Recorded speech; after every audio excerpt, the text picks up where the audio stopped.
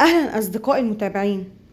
ربنا بعت لك رسالة النهاردة وبيقولك اوعى تشيل في قلبك من حد. عيش حياتك بابتسامة مهما كانت الضغوط اللي حواليك. لو مشاكلك هتخليك دايما زعلان، بص للسما وافتكر انك ليك رب مدبر كل الأحوال.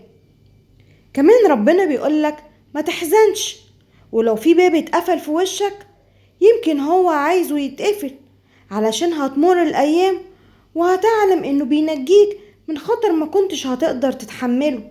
فاطمن، لربنا بيدبر وحكمته إن الخيرة في اختياره، إن ربنا هيفتقدك كمان وهينقذك مهما طال بيك الاحتمال.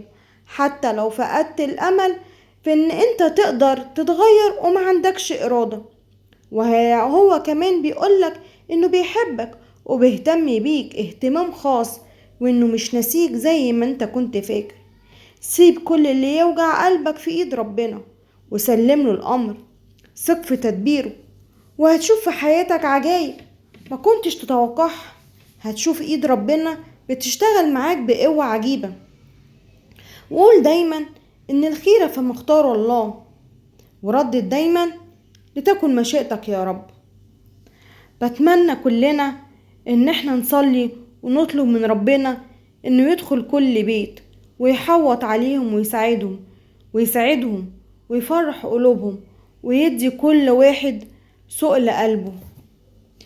بتمنى لو الرسالة لمست قلبك انك تشير الفيديو ده علشان غيرك يستفيد وتوصله رسالة تفرح قلبه هو كمان.